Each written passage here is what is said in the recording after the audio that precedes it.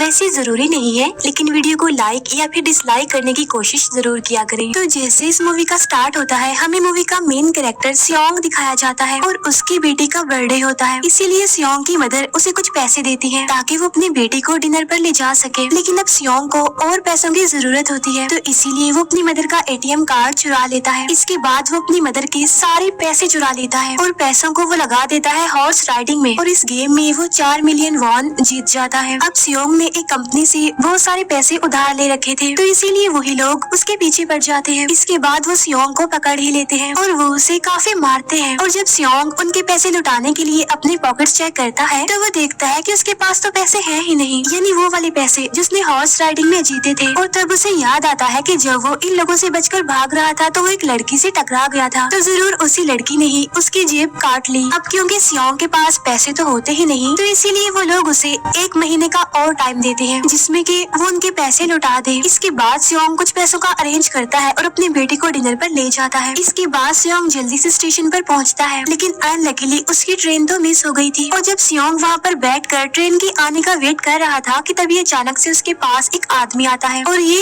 Unknown person था, यानी सियोंग उसके बारे में कुछ नहीं जानता था। फिर वो अननोन पर्सन सियोंग को कहता है कि मैं तुम्हारे साथ एक गेम खेलना चाहता हूँ। वो सियोंग को कहता है कि अगर तुम इस गेम में जीत गए तो मैं तुम्हें 1 लाख वॉन दूंगा। तब इतने सारे पैसों का सुनकर सियोंग के गेम खेलने के लिए एग्री हो जाता है। इसके बाद सियोंग काफी मार खाने के बाद ये गेम जीत जाता है, यानी वो 1 लाख वॉन हासिल कर लेता है। इसके बाद वो अननोन पर्सन सियोंग को एक कार्ड देता है, ये कहते हुए कि अगर तुम और पैसे जीतना चाहते हो तो इस कार्ड पर जो नंबर लिखा हुआ है उस पर कांटेक्ट करना। इसके बाद सियोंग जब अपने घर जाता है तो उसकी मदर उसे कहती है कि तुम्हारी बेटी अगले साल अपने स्टेप फादर के साथ US में शिफ्ट हो रही है। यहाँ पर हमें ये पता चलता है कि सियोंग की डिवोर्स हो गई है और उसकी वाइफ ने दूसरी शादी भी कर ली है। लेकिन सियोंग कभी भी ये नहीं चाहता था कि उसकी बेटी उससे दूर जाए, लेकिन उसे बहुत सारे पैसे चाहिए होते हैं अपनी बेटी की कस्टडी वापस लेने के लिए, तो इसीलिए सियोंग उस कार्ड वाले नंबर पर कॉल करता है। इसके बाद सियोंग को एक गाड़ी में लाया जाता है जहाँ पर और भी लोग थे, लेकिन फिर उन सारे लोगों को बेहोश कर दिया जाता है। और जब उन सब लोगों की आँख खुलती है तो वो खुद को एक फैसिलिटी में पाते हैं जहाँ टोटल 456 लोग थे, और वो वहाँ पर एज अ प्लेयर थे क्योंकि उन सबको एक यूनिफॉर्म भी पहनाया हुआ था। इस फैसिलिटी का होस्ट यानी लीडर एक आदमी था जो कि फ्रंट मैन था वहाँ पर, और वो सब पर नजर रख रहा था। अब यहाँ पर एक कॉमन चीज थी कि जितने भी लोगों को वहाँ पर लाया गया था उन सब ने कर्जे लिए हुए थे बहुत ज्यादा। सियोंग वहाँ पर प्लेयर नंबर 1 से मिलता है जो कि एक बूढ़ा आदमी था। उस बूढ़े आदमी को ब्रेन ट्यूमर था, यही वजह थी कि वो यहाँ पर आया था क्योंकि उसकी लाइफ तो वैसे भी खत्म ही होने वाली थी। इसके बाद वहाँ पर 2 प्लेयर्स जिनमें लड़के का नाम सैबियोक और लड़के का नाम जेंग होता है, उनके बीच फाइट होती है। अब यहाँ पर सैबियोक वही लड़की थी जो सियोंग के पैसे लेकर भाग गई थी, यानी उसी ने उसकी जेब काटी थी। सियोंग तो उसे देखते ही पहचान लेता है, इसीलिए वो अपने पैसे मांगने के लिए उसके पास जाता है। तभी वहाँ पर कुछ गार्ड्स आ जाते हैं जिन्होंने पिंक कलर का यूनिफॉर्म पहना था और उनके फेस अच्छी तरह से कवर्ड थे। गार्ड्स उन सभी प्लेयर्स को बताते हैं कि तुम्हें यहाँ पर टोटल 6 गेम्स खेलनी होगी और जो इस गेम का विनर होगा उसे बहुत सारे पैसे मिलेंगे।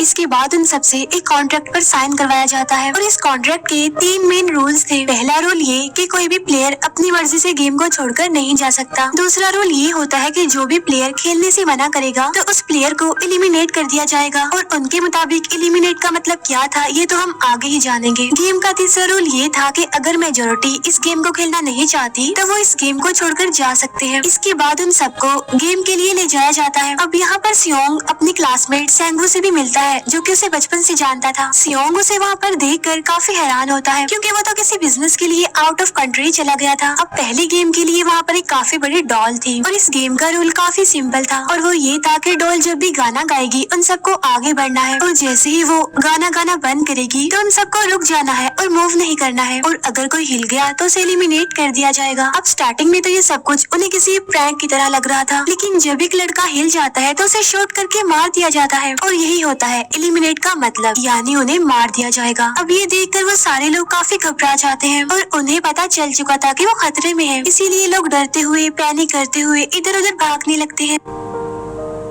लेकिन अब क्योंकि गेम का रूल था, इसीलिए जो भी हिलता है उसे मार दिया जाता है और जितने भी सर्वाइवर होते हैं वो किसी न किसी तरह इस गेम को कंप्लीट कर ही लेते हैं। लेकिन जो लोग मर जाते हैं उनके डेड बॉडीज को वहाँ से ले जाया जाता है और अब 456 प्लेयर्स में से सिर्फ 255 ही रह गए थे। अब क्योंकि वो सारे प्लेयर्स इतना ज्यादा डर जाते हैं कि अब कोई भी गेम खेलना नहीं चाहता था। लेकिन जैसा कि रूल नंबर 3 था कि अगर मेजोरिटी चाहे तो वो ये गेम स्किप कर सकती है, तो इसीलिए उनका लीडर यानी फ्रंटमैन वोटिंग करवाता है। लेकिन इससे पहले उन्हें प्राइज मनी दिखाई जाती है, यानी जो विनर को मिलेगी। लेकिन इन केस अगर कोई गेम को छोड़कर चला जाएगा तो ये सारे पैसे मरे हुए प्लेयर्स की फैमिलीज को मिल जाएंगे और ये prize money total 45 billion won होती है। इसके बाद वोटिंग करवाई जाती है जिसमें मेजोरिटी इस गेम को खेलना नहीं चाहती थी, तो इसीलिए गेम को यहीं पर स्टॉप कर दिया जाता है। लेकिन अगर कभी फ्यूचर में वो लोग चाहें तो इस गेम को रिज्वाइन कर सकते हैं। इसके बाद सभी लोगों को उनके घरों पर छोड़ दिया जाता है। नेक्स्ट डे सियोंग पुलिस स्टेशन जाता है और वहाँ पर वो पुलिस को सारी बात बता देता है, लेकिन उन लोगों को सियोंग की बातों पर यकीन नहीं होता और उल्टा वो लोग उसे पागल समझने लग जाते हैं। इसके बाद सियोंग उन्हें वही वाला कार्ड दिखाता है, लेकिन हैरान कर देने वाली बात तो ये है कि उस पर जो नंबर था वो रॉन्ग था। इसके बाद सियोंग जब घर जाता है तो उसकी मदर वहाँ पर नहीं होती। उधर सियोंग का क्लासमेट सेंगवू अपनी मदर को छुपकर देख रहा होता है और तभी वहाँ पर सियोंग भी आ जाता है। यहाँ पर सेंगवू अपसेट होते हुए सियोंग को बताता है कि मेरे ऊपर 6 बिलियन का कर्ज है। वो बताता है कि मैंने क्लाइंट्स के पैसे लेकर स्टॉक मार्जिन में लगा दिए थे, लेकिन अनलकीली वो सारे पैसे डूब गए। और तभी सियोंग के पास हॉस्पिटल से कॉल आती है। सियोंग की मदर का पाँव काफी इंजर्ड था, लेकिन डायबिटीज का ट्रीटमेंट ना होने की वजह से उनकी चोट और ज्यादा बढ़ गई। तब डॉक्टर सियोंग को बताते हैं कि तुम्हारी मदर का ट्रीटमेंट हो सकता है, लेकिन इसके लिए हमें इनका पाँव काटना होगा। लेकिन इस ऑपरेशन में बहुत सारे पैसे लगने वाले थे, लेकिन जाहिर सी बात है सियोंग के पास इतने पैसे तो होते नहीं। इवन उसने तो अपनी मदर के इंश्योरेंस के पैसे भी उड़ा दिए थे। तब इसीलिए सियोंग पैसे मांगने के लिए अपनी वाइफ के पास जाता है, लेकिन उसकी वाइफ उसे पैसे देने से इनकार कर देती है। फिर उसकी वाइफ अपने हस्बैंड को बताती है कि सियोंग आया था पैसे मांगने के लिए और तभी उसका हस्बैंड सियोंग को पैसे देने आता है। साथ साथ उसे ये भी कहता है कि मेरी फैमिली से दूर रहो, लेकिन सियोंग उसे मारने लगता है और तभी उसकी बेटी भी वहाँ पर आ जाती है। इसके बाद सियोंग का एक फ्रेंड अपने बॉस के पास पैसे मांगने जाता है, लेकिन उसका बॉस उसे पैसे देने से मना कर देता है, तो इसीलिए उन दोनों के बीच फाइट होने लगती है। इस फाइट के दौरान उसके बॉस का हाथ मशीन में आ जाता है, तो मौके का फायदा उठाकर सियोंग का फ्रेंड पैसे लेकर वहाँ से भाग जाता है। फिर इसके बाद सियोंग का फ्रेंड अपने घर आकर अपनी वाइफ को कहता है कि पहली फ्लाइट लो और जाओ यहाँ से। इसके बाद सईब्यूक एक एजेंट से मिलती है, क्योंकि उसने अपनी मदर को नॉर्थ एरिया से साउथ एरिया में लाना था। सईब्यूक वही लड़की जिसने सियोंग की जेब काटी थी, लेकिन यहाँ अपनी मदर को लाने के लिए सईब्यूक को बहुत सारे पैसों की जरूरत थी। अब सईब्यूक का एक छोटा भाई भी होता है जिससे उसने प्रॉमिस किया होता है कि मैं मदर को जरूर ले आऊंगी। इसके बाद हमें एक ऑफिसर दिखाया जाता है और इस ऑफिसर का भाई कुछ टाइम से मिसिंग था, इसीलिए वो ऑफिसर अपने भाई के घर जाता है, जहाँ उसे पता चलता है कि उसका भाई तो पिछले कुछ दिनों से अपने घर पर भी नहीं आया। और जब वो ऑफिसर घर को चेक कर रहा होता है तो उसे एक कार्ड मिलता है वहाँ पर, और इस ऑफिसर ने सेम ऐसा ही कार्ड पुलिस स्टेशन में सियोंग के पास भी देखा था, तो इसीलिए वो ऑफिसर सियोंग के पास जाकर उससे इस बारे में पूछता है, लेकिन सियोंग उसे कुछ नहीं बताता। इसके बाद सियोंग जब अपने घर जाता है तो उसे वो कार्ड दोबारा मिल जाता है वहाँ पर। अब सियोंग डिसाइड करता है कि वो दोबारा से उस गेम को ज्वाइन करेगा, इसीलिए सभी प्लेयर्स को एक शिप के पास ले जाया जाता है। इधर ही वो ऑफिसर भी गाड़ियों का पीछा करते हुए उस शिप तक आ जाता है। वो एक गार्ड को मारकर उसे पानी में फेंक देता है। इसके बाद उन सभी प्लेयर्स को एक आइलैंड पर मौजूद फैसिलिटी में लाया जाता है। अब यहाँ पर उन्हें जरा भी अंदाजा नहीं था कि अगला गेम कौन सा होगा और उसे कैसे खेला जाएगा। इसके बाद वो लोग अपनी अलग अलग टीम्स बना लेते हैं। रात को सईब्यूक और उसकी फीमेल फ्रेंड वॉशरूम जाते हैं। यहाँ पर सईब्यूक गार्ड्स की नजरों से बचते हुए उस फैसिलिटी को एक्सप्लोर करने लगती है। तभी वो देखती है कि गार्ड्स बड़े बड़े बर्तनों में कुछ बना रहे हैं,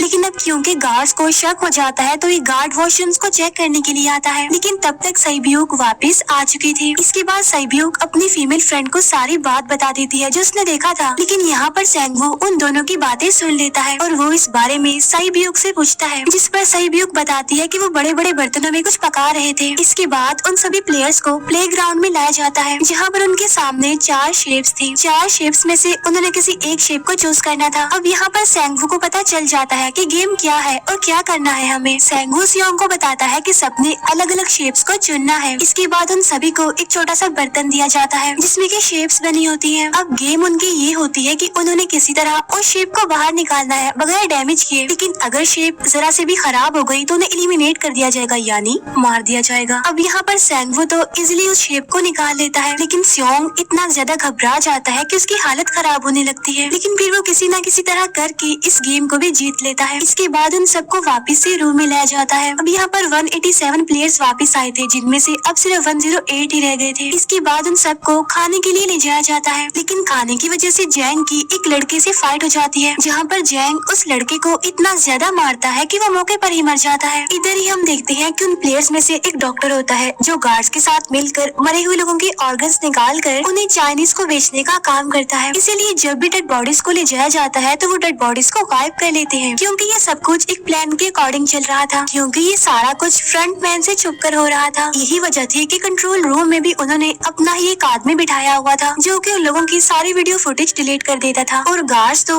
डॉक्टर को गेम के बारे में पहले ही बता देते थे ताकि वो सरवाइव कर सके। यहाँ पर एक गार्ड उसी प्लेयर डॉक्टर को बताता है कि आज हमने प्लेयर्स को जानबूझकर खाना कम दिया है ताकि वो आपस में लड़ने लगे, जिससे होगा ये कि सारे वीक प्लेयर्स गेम से आउट हो जाएंगे। साथ ही गार्ड डॉक्टर को अपनी अगली गेम के बारे में बता देता है। अब 30 मिनट के बाद वहाँ पर लाइट्स ऑफ होने वाली थी। अब यहाँ पर सेंगवू को पता था कि सियोंग की टीम जरूर कोई उल्टा काम करेगी, इसीलिए वो उस टीम को अपने पास बुलाकर उन्हें रिलैक्स रहने के लिए कहता है। उधर वो जो डॉक्टर प्लेयर होता है वो जैंग की टीम में शामिल हो जाता है। यहाँ पर डॉक्टर जैंग को बता देता है कि अगला गेम क्या होने वाला है। इसके बाद लाइट्स ऑफ हो जाती है और जैंग अपनी टीम के साथ मिलकर बाकी सभी को मारने लगता है। जैंग एक लड़की को मारकर सैबियो को मारने जाता है, लेकिन तभी सियोंग उसे बचा लेता है। इसके बाद गार्ड्स वहाँ पर आकर उन सभी को रोक लेते हैं और अब टोटल 80 लोग रह गए थे। इसके बाद उन सभी को तीसरे गेम के लिए ले जाया जाता है और यहाँ पर उन्हें 10-10 प्लेयर्स की एक टीम बनाने के लिए कहा जाता है, और वो लोग ऐसा ही करते हैं, अपनी अपनी टीम बना लेते हैं। अब क्योंकि जैंग को अगली गेम के बारे में पहले ही पता होता है, इसीलिए वो सैबियो की फीमेल फ्रेंड को अपनी टीम में नहीं रखता और वो अपनी टीम में सिर्फ मर्दों को ही रखता है। इसके बाद सेंगवू भी अपनी एक टीम बना लेता है। अब क्योंकि उन्हें एक प्लेयर की जरूरत थी तो इसीलिए सैबियो की फीमेल फ्रेंड उनकी टीम में शामिल हो जाती है, और ये गेम असल में टग ऑफ वॉर का होता है, यानी उन्होंने अपने सामने वाली टीम को नीचे गिराना था। इसके बाद गेम स्टार्ट हो जाती है और जैंग की गेम बड़ी आसानी से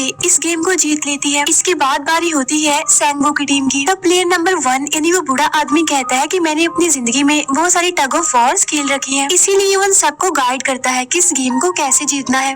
तो इसीलिए वो लोग किसी न किसी तरह करके इस गेम को जीत जाते हैं। फिर दिखाया जाता है कि 30 मिनट के बाद दोबारा से लाइट्स ऑफ हो जाएंगी, जिस पर सेंगवू उन सबको कहता है कि रेडी रहना। तो इसीलिए वो डिसाइड करते हैं कि एक एक करके हम पहरा देंगे। अब जैंग की टीम में एक से बढ़कर एक चालाक प्लेयर था, तो इसीलिए जैंग को डर होता है कि कहीं उसकी टीम उसे ही साइड पर ना लगा दे, यानी उसे ही अपने रास्ते से ना हटा दे। दूसरी तरफ डॉक्टर और गार्ड्स मिलकर डेड बॉडी की ऑर्गन्स निकाल रहे होते हैं और इन ऑर्गन्स को डिलीवर करने जाना था गार्ड नंबर 28 एंड 29। तब वो सभी एक डेड बॉडी के बारे में बातें करने लगती हैं जिसकी सिर्फ एक किडनी थी और वो उसे ज़ॉम्बी कह रहे थे। अब यहाँ पर जो गार्ड नंबर 29 था, यानी जिसने वो ऑर्गन्स डिलीवर करने जाने थे, वो कोई और नहीं बल्कि वो ऑफिसर था जो गार्ड के बेस में वहाँ पर आया था, और ये सब बातें सुनकर उसे शक होता है कि शायद ये लोग मेरे भाई की बात कर रहे हैं, क्योंकि उसकी भी एक ही किडनी थी। इसके बाद नंबर 28 और 29 यानी वो ऑफिसर ऑर्गन्स को डिलीवर करने के लिए चले जाते हैं। रास्ते में वो ऑफिसर नोटिस करता है कि टनल में तो बॉम्ब लगा हुआ है। तब नंबर 28 उसे बताता है कि जब हम यहाँ से बाहर निकलेंगे तो इस जगह को ब्लास्ट कर दिया जाएगा। अब यहाँ पर वो ऑफिसर नंबर 28 से और इन्फॉर्मेशन लेने की कोशिश करता है, इसीलिए नंबर 28 को उस पर डाउट होने लगता है, इसीलिए वो उस ऑफिसर को अपना फेस दिखाने के लिए कहता है। अब यहाँ पर वो ऑफिसर अपना फेस भी दिखा देता है, साथ साथ वो नंबर 28 पर गन पॉइंट भी कर देता है। साथ साथ वो ऑफिसर उससे एक किडनी वाली आदमी के बारे में पूछता है कि वो कौन है जिसे तुम ज़ॉम्बी कहते थे, जिस पर वो नंबर 28 उससे कहता है कि वो तो एक लड़की थी। अब यहाँ पर नंबर 28 उस ऑफिसर को कहता है कि तुम लीडर के रूम में जाकर सारी इन्फॉर्मेशन देख सकते हो, वहाँ पर सबका डाटा है। ये जानने के बाद वो ऑफिसर नंबर 28 को मार डालता है। उधर वो डॉक्टर गार्ड से अगली गेम के बारे में पूछता है, लेकिन इस बार गार्ड्स को भी अगली गेम के बारे में पता नहीं होता। तब इसीलिए डॉक्टर को गुस्सा आ जाता है और वो एक गार्ड को पकड़ लेता है और उनकी फाइट होने लगती है। इसी फाइट में डॉक्टर डॉक्टर उस गार्ड को मार कर वहाँ से भाग जाता है। इसके बाद एक गार्ड भी उसका पीछा करता है और वो दोनों प्लेग्राउंड में आ जाते हैं। यहाँ पर गार्ड डॉक्टर को अपनी बातों में फंसा कर उसे मारने वाला होता है, लेकिन तभी लीडर इन्हीं फ्रंटमैन आकर उसे मार डालता है और बाद में वो उस डॉक्टर को भी मार डालते हैं। साथ साथ इन्हें वहीं पर नंबर 28 की डेड बॉडी भी मिल जाती है, जिससे इन्हें ये पता चल जाता है कि फैसिलिटी में कोई घुस गया है। उधर वो ऑफिसर लीडर इन्हीं फ्रंटमैन के रूम तक पहुंच जाता है, तो वो चेक करते करते एक ऐसे रूम में जाता है जहाँ पर सबके रिकॉर्ड्स थे, और जब वो ऑफिसर रिकॉर्ड चेक कर रहा होता है तो उसे सभी विनर्स की एक लिस्ट मिलती है, जिसमें उसके भाई का भी नाम था, यानी वो भी कभी विनर था। उधर सभी प्लेयर्स को 4th गेम के लिए ले जाया जाता है, जहाँ पर उन सबको अपना अपना पार्टनर चुनने के लिए कहा जाता है, और वो प्लेयर्स करते भी ऐसा ही है, अपना अपना पार्टनर चुन लेते हैं। सहयोग की फीमेल फ्रेंड भी अपना पार्टनर ढूंढने की कोशिश करती है, लेकिन कोई भी उसका पार्टनर बनने को तैयार ही नहीं था। इसके बाद सभी प्लेयर्स को 10-10 मार्बल्स दिए जाते हैं। असल में ये गेम ऐसी होती है कि एक प्लेयर को अपने पार्टनर से सारे मार्बल्स लेने होते हैं बगैर कोई जोर जबरदस्ती किए, और जो दूसरा पर्सन होगा यानी जिसके पास मार्बल्स नहीं होंगे उसे मार दिया जाएगा। फिर सैंगवू और सियोंग का फ्रेंड ऑड और इवन का गेम खेलते हैं, जिसमें कि उन्होंने गेस करना था कि सामने वाले के हाथ में कितने मार्बल्स हैं। अब यहाँ पर सियोंग का फ्रेंड सैंगवू के सारे मार्बल्स जीत जाता है, जिसकी वजह से लास्ट में सैंगवू के पास सिर्फ एक ही मार्बल बचता है। अब क्योंकि सैंगवू को पता चल चुका था कि अब वो बच नहीं पाएगा, इसीलिए वो सियोंग के फ्रेंड को अपनी बातों में फंसा कर उसे ये यकीन दिलाता है कि अगर हम में से कोई भी हार गया तो हारे हुए लोगों का मैच दोबारा करवाया जाएगा। अब यहाँ पर सैंगवू धोखे से सियोंग के फ्रेंड के सारे मार्बल्स चेंज कर देता है। इसके बाद सैंगवू मार्बल्स लेकर गार्ड को दे देता है और वहाँ से बाहर चला जाता है, और जब सियोंग का फ्रेंड मार्बल्स चेक करता है तो वहाँ पर पत्थर होते हैं। उधर प्लेयर नंबर 1 यानी उस बूढ़े आदमी की हालत खराब हो रही थी, इसीलिए वो तो इधर उधर घूम रहा था, लेकिन सियोंग किसी तरह उसे खेलने के लिए एग्री कर लेता है। अब यहाँ पर वो दोनों यानी वो बूढ़ा आदमी और सियोंग भी इवन आउट खेलते हैं। अब इनमें से वो बूढ़ा आदमी सियोंग के सारे मार्बल्स जीत जाता है, लेकिन लास्ट राउंड में वो बूढ़ा आदमी भूल जाता है कि उसने क्या चूज किया था, तो यहाँ पर सियोंग उसे बातों में फंसा कर उसके सारे मार्बल्स ले लेता है। लेकिन यकीन मानिए कि वो बूढ़ा आदमी काफी चालाक था, उसने एक मार्बल अपने पास ही रखा हुआ था और वो दोबारा से इधर उधर घूमने लगता है। अब यहाँ पर सियोंग उसे रिक्वेस्ट करता है कि प्लीज मेरे साथ एक और गेम खेलो ना। तब यहाँ पर वो बूढ़ा आदमी कहता है कि मुझे पता है कि तुमने सारे मार्बल्स धोखे से लिए हैं मुझसे। वो कहता है कि मुझे सब पता था, बस मैं पागल बनने की एक्टिंग कर रहा था।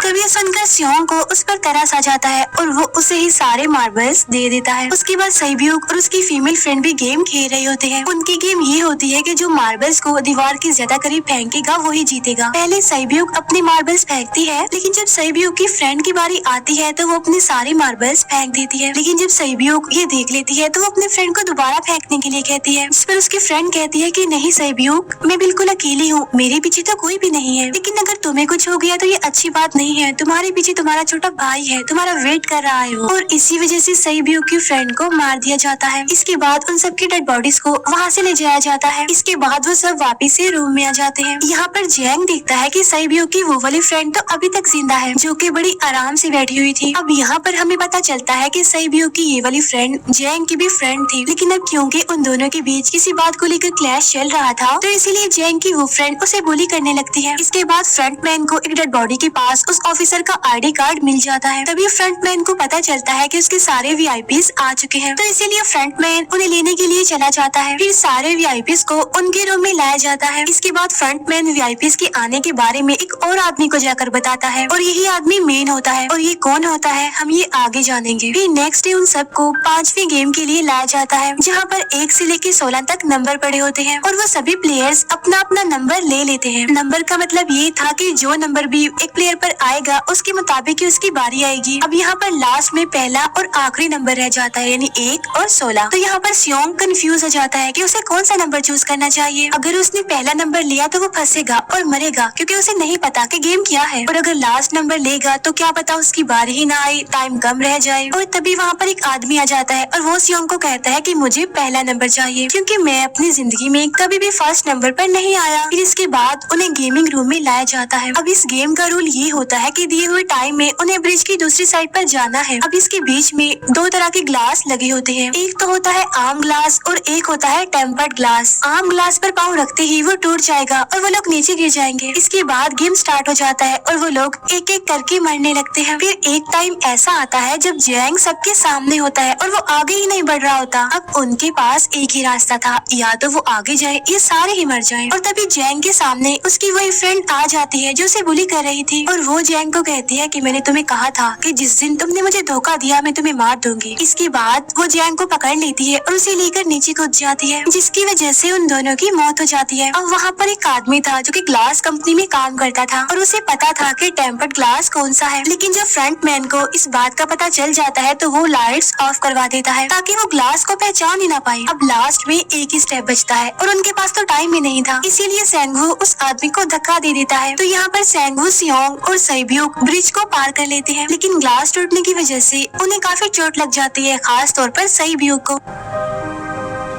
उधर उस ऑफिसर ने एक सर्वेंट को मारकर उसकी जगह खुद ले ली थी। अब एक वीआईपी को उस ऑफिसर पर शक होता है और वो उसे कहता है कि अपना मास्क रिमूव करो, लेकिन वो ऑफिसर कहता है कि ठीक है, लेकिन मैं अंदर जाकर अपना मास्क रिमूव करूंगा। इसके बाद वो ऑफिसर उस वीआईपी को लेकर अंदर चला जाता है। अंदर जाकर वो ऑफिसर उस वीआईपी को बेहोश कर देता है और इस बात का पता फ्रंट मैन को चल जाता है, इसीलिए फ्रंट मैन उसके पीछे जाता है और वो उस ऑफिसर को देख लेता है, इसीलिए वो ऑफिसर वहाँ से भागकर आइलैंड पर आ जाता है। फ्रंट मैन भी उसका पीछा करते हुए वहाँ पर आ जाता है। अब यहाँ पर वो ऑफिसर अपने सीनियर्स को कॉल करने की कोशिश करता है, लेकिन कॉल कट हो जाती है। फिर वो ऑफिसर उन्हें सारे सबूत भेजता है, लेकिन वहाँ पर नेटवर्क नहीं था। इसके बाद फ्रंट मैन ऑफिसर को पकड़ लेता है और उसे उनके साथ चलने के लिए कहता है, लेकिन वो ऑफिसर तो उस फ्रंट मैन पर गोली चला देता है। इसके बाद फ्रंट मैन अपना मास्क उतार देता है, तो वो ऑफिसर देखता है कि वहाँ पर कोई और नहीं बल्कि उसका अपना भाई है वो। इसके बाद ऑफिसर का भाई यानी फ्रंट मैन उसे शूट कर देता है और वो जाकर पानी में गिरता है। उधर ग्लास लगने की वजह से सैब्यूक काफी इंजर्ड हो गई थी और उसका बहुत सारा खून भी बह रहा होता है। इसके बाद तीनों सर्वाइवर्स को डिनर के लिए ले जाया जाता है और उनके पास एक एक नाइफ भी रख दिया जाता है, मतलब रात में उन तीनों में से कोई भी एक दूसरे को मार देगा। तभी सियोंग नोटिस करता है कि सैब्यूक की हालत काफी खराब है, इसीलिए वो सैब्यूक को कहता है कि फिक्र मत करो, हम दोनों साथ हैं और इस गेम में हम दोनों मिलकर सेंगवू को हरा देंगे। इसके बाद हम दोनों यहाँ से बाहर निकल जाएंगे और पैसों को आधा आधा डिवाइड कर लेंगे। सैब्यूक उसे बताती है कि मेरा एक छोटा भाई है जिसे मैं ऑर्फनेज में छोड़कर आई हूँ, और अगर हम दोनों में से कोई भी जिंदा बचकर बाहर जाएगा तो उसे उन दोनों की फैमिलीज का ख्याल रखना होगा। अब सैब्यूक की हालत काफी खराब थी, उसे डॉक्टर की जरूरत थी, इसीलिए सियोंग कोई मदद लाने के लिए जाता है, लेकिन जब तक वो वापस आता है तब तक सेंगवू सैब्यूक को मार चुका था। फिर नेक्स्ट डे उन दोनों को गेम नंबर 6 यानी लास्ट गेम के लिए ले जाया जाता है। गेम का रूल बड़ा ही सिंपल था कि मार दो या मर जाओ, और इस गेम का नाम होता है स्क्विड गेम। इसके बाद गेम स्टार्ट हो जाती है और उन दोनों के बीच काफी फाइट होती है, लेकिन लास्ट में सेंगवू की हालत खराब होने लगती है। तभी सियोंग कहता है कि मैं इस गेम को रोकना चाहता हूँ, और तभी सियोंग सेंगवू को उसके साथ चलने के लिए कहता है, लेकिन सेंगवू तो अपने आप को ही मार डालता है, जिसकी वजह से सियोंग गेम जीत जाता है। फिर फ्रंट मैन सियोंग को कहता है कि तुम बहुत अच्छा खेले, लेकिन मुझे इसकी उम्मीद नहीं थी। इसके बाद सियोंग को